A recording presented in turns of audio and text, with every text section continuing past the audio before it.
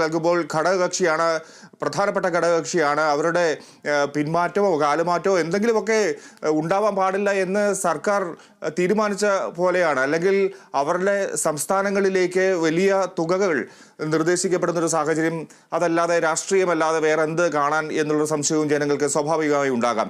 നമുക്കിപ്പോൾ ഡോക്ടർ നീതി ചേരുന്നു, സാമ്പത്തിക വിദഗ്ധരാണ്. ഡോക്ടർ നീതി, ഇപ്പോൾ പൊതുവായി ശ്രീ ശാന്തരനൊക്കെ സൂചിപ്പിച്ച പോലെ പൊതുവായി രാജ്യത്തിന് പ്രഖ്യാപിച്ചിരിക്കുന്ന ഈ ചെറുകിട വ്യവസായങ്ങൾക്കും മറ്റും പ്രഖ്യാപിച്ചിരിക്കുന്ന മുദ്രാ ലോണുകൾക്ക് പോലും പ്രഖ്യാപിച്ചിരിക്കുന്ന നിർദ്ദേശങ്ങളല്ലാതെ അതിൽ നിന്ന് ചില ആനുകൂല്യങ്ങൾ ലഭിക്കും എന്നല്ലാതെ കേരളത്തിന് പ്രത്യേകിച്ച് എന്തെങ്കിലും ഈ ബജറ്റിൽ കാണാൻ കഴിയുന്നുണ്ടോ?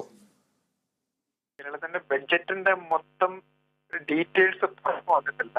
എങ്കിലും ഈ ധനകാര്യമന്ത്രി അവതരിപ്പിച്ച ബഡ്ജറ്റിന്റെ അടിസ്ഥാനത്തിൽ, ബഡ്ജറ്റ് രേഖയുടെ അടിസ്ഥാനത്തില് കേരളത്തിന് പ്രത്യേകിച്ചൊന്നും പറയുന്നില്ല. പക്ഷെ ആന്ധ്രാപ്രദേശിനും ബീഹാറിനും വൻപിച്ച തുക പ്രഖ്യാപിച്ചിട്ടുമുണ്ട്. അങ്ങനെ നോക്കുന്ന അവസരത്തിൽ ഒരു സംസ്ഥാനങ്ങളോട് വിവേചനപരമായ ഒരു സമീപനമാണ് സ്വീകരിച്ചിരിക്കുന്നത് എന്ന് നമുക്ക് മനസ്സിലാക്കാൻ സാധിക്കും. പക്ഷെ അതിന് പൂർണ്ണ രൂപം മനസ്സിലാവണമെന്നുണ്ടെങ്കിൽ ബഡ്ജറ്റിന്റെ പൂർണ്ണ ഡോക്യുമെന്റ് പുറത്തു വരണം. പക്ഷെ അത് വന്നിട്ടില്ല. അത് മണിക്കൂറുകൾക്കകം പുറത്തു വരും. എങ്കിൽ മാത്രമേ കേരളത്തെ പറ്റി നോക്കുന്നെങ്കിലും നമ്മുടെ 24,000 കോടി രൂപയുടെ പാക്കേജിൽ ഏതെങ്കിലും അംഗീകരിച്ചിട്ടുണ്ടോ, അത് കിട്ടുമോ എന്നുള്ളതിനെ പറ്റി ഒരു വ്യക്തമായ രൂപം നമുക്ക് മനസ്സിലാക്കാൻ പറ്റും. എനിക്ക് തോന്നുന്നു ശ്രീ നീതി, ഇങ്ങനെ രണ്ട് സ്റ്റേറ്റിനായിട്ട് മാത്രം ഇങ്ങനെ കോടികൾ വകയിരുത്തുക, ഇതൊരു വലിയ ആക്ഷേപങ്ങൾക്ക് തന്നെ പ്രത്യക്ഷത്തിൽ ഇടയാക്കുന്ന കാര്യമാണ്. ഇതെല്ലാം മറന്നിട്ട് കേന്ദ്ര സർക്കാർ ഇങ്ങനെ എന്തുകൊണ്ടാണ് അത്തരത്തിൽ തുക അങ്ങോട്ട് നിജപ്പെടുത്തുന്നത്, കൈമാറുന്നത് എന്ന് നമുക്ക് വ്യക്തമാണ്. രാജ്യത്തെ ഓരോ കുഞ്ഞുകുട്ടിക്ക് വ്യക്തമായ കാര്യമാണ്. എങ്കിലും ഇങ്ങനെ വലിയ ആക്ഷേപത്തിന് ഇടയാക്കുന്ന വിധത്തിൽ ഇങ്ങനെ പദ്ധതി വിഹിതം അങ്ങോട്ട് കൈമാറാൻ കഴിയുമോ? കേന്ദ്ര ഗവൺമെന്റിനെ സംബന്ധിച്ചിടത്തോളം ഇപ്പം BJP ഒറ്റയ്ക്ക് ഭൂരിപക്ഷമില്ല.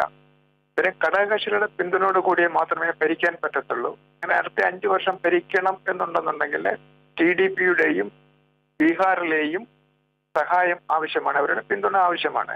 അതിന്റെ അടിസ്ഥാനത്തിലാണ്. അതുപോലെ തന്നെ ബീഹാർ നേരത്തെ ആവശ്യപ്പെട്ട പ്രത്യേക പാക്കേജ് ആന്ധ്രാപ്രദേശും ആവശ്യപ്പെട്ടിരുന്നു. ഇപ്പം കേന്ദ്ര ഗവൺമെന്റിനെ സംബന്ധിച്ചിടത്തോളം അവരുടെ അധികാരം നിലനിർത്തുക എന്നുള്ള ഒരു സ്ഥിതിയിലേക്ക് മാറിയിരിക്കുകയാണ്. അതുകൊണ്ട് 2 സംസ്ഥാനങ്ങൾക്ക് വലിയ ആനുകൂല്യങ്ങൾ നൽകി മറ്റ് സംസ്ഥാനങ്ങളെ വിസ്മരിക്കുകയും ചെയ്തു. മറ്റ് സംസ്ഥാനങ്ങളുടെ ഉദാഹരണത്തിന് ഇപ്പൊ ഹിമാചൽ പ്രദേശ്, ആസാം അങ്ങനെയുള്ള കിഴക്കൻ സംസ്ഥാനങ്ങൾക്കും അതേപോലെ തന്നെ പ്രത്യേക സഹായങ്ങൾ പ്രഖ്യാപിച്ചിട്ടുണ്ട്. അത് മഴക്കെടുതിയുടെ ഭാഗമാണെന്നുണ്ടെങ്കിലും അതുപോലെ തന്നെ മറ്റൊരു പ്രധാനപ്പെട്ട ഇതിനകത്ത് പറയേണ്ടുന്നത് ന്യൂ ജനറേഷൻ റിഫോംസുമായിട്ട് പോകുന്നുണ്ട്. അതിന്റെ പകരം അതിന്റെ ഭാഗമായിട്ട് അനുബന്ധ ഈ 2024-25 വോട്ട് ഓൺ അക്കൗണ്ടിൽ പ്രഖ്യാപിച്ച ഉത്തരേന്ത്യൻ കിഴക്കൻ സംസ്ഥാനങ്ങളിൽ, പ്രത്യേകിച്ചും ബീഹാർ, ഉത്തരാഖണ്ഡ്, വെസ്റ്റ് ബംഗാൾ അങ്ങനെയുള്ള സംസ്ഥാനങ്ങൾക്ക് വേണ്ടി സംസ്ഥാനങ്ങളെ ഇന്ത്യയുടെ വികസന എഞ്ചിനാക്കി മാറ്റും. അതിന്റെ അടിസ്ഥാനത്തിൽ വലിയൊരു പ്രഖ്യാപനം നടത്തിയിട്ടുണ്ട്. അത് ക്യാപിറ്റൽ ഇൻവെസ്റ്റ്മെന്റിൽ വന്നിട്ടുണ്ട്, തൊഴിലവസരങ്ങളിൽ വന്നിട്ടുണ്ട്. അതിന്റെ പൂർണ്ണ രൂപം പുറത്തു വന്നിട്ടുണ്ട്. മൊത്തത്തിൽ നമ്മൾ ഈ ബഡ്ജറ്റിനെ പറ്റി നോക്കുകയാണെന്നുണ്ടെങ്കിൽ ഇൻകം ടാക്സിൽ സാധാരണക്കാരന് പ്രതീക്ഷിച്ച രീതിയിലുള്ള ഒരു ആനുകൂല്യം കൊടുത്തിട്ടില്ല. കാരണം സ്ലാബിൽ വലിയ മാറ്റം വരുത്തിയിട്ടില്ല. ചെറിയ റേറ്റിൽ മാത്രമേ ചെറിയ മാറ്റങ്ങൾ വരുത്തിയിട്ടുള്ളൂ.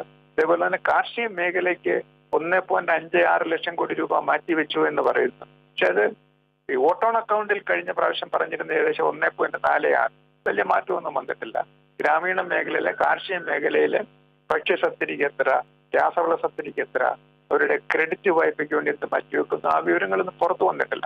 അതൊക്കെ മനസ്സിലാക്കിയെങ്കിൽ മാത്രമേ കാർഷിക മേഖലയ്ക്ക് ഉത്തേജനം കിട്ടും, അല്ലെങ്കിൽ കാർഷിക മേഖലയ്ക്ക് ആനുകൂല്യം കിട്ടും എന്നുള്ളത് മനസ്സിലാക്കി. തീർച്ചയായും രാജ്യത്തിന്റെ നട്ടല് എന്ന് പറയാം. കാർഷിക മേഖലയും വ്യാവസായിക മേഖലയും ഒക്കെ എത്രമാത്രം പ്രോത്സാഹനം വാങ്ങുന്നുണ്ട് ഈ ഒരു ബജറ്റിൽ എന്ന് കണ്ടറിയേണ്ടിയിരിക്കുന്നതിന്റെ വിശദാംശങ്ങൾ പുറത്തു വരാനിരിക്കുന്നേ ഉള്ളൂ. ശ്രീ JR പത്മകുമാർ, BJP നേതാവ് നമ്മോടൊപ്പം ചേരുന്നു. ശ്രീ പത്മകുമാർ, ഈ ബജറ്റിനെ, അതിന്റെ പൊതു സ്വഭാവത്തെ എങ്ങനെയാണ് താങ്കൾ നോക്കിക്കാണുന്നത്?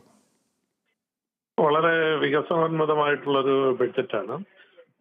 അതിന്റെ ബഡ്ജറ്റിന്റെ പൂർണ്ണരൂപം നമ്മുടെ ധനകാര്യമന്ത്രി ഈ ലൈവായി പറഞ്ഞത് കാര്യങ്ങൾ മാത്രമേ നമ്മുടെ ശ്രദ്ധയിലുള്ളൂ. ബാക്കി ഇനി പുറത്തു വരാൻ ഇരിക്കുന്നതേ ഉള്ളൂ. പക്ഷെ വളരെ നമ്മുടെ പ്രത്യേകിച്ചും ഈ ഇന്ത്യയിലെ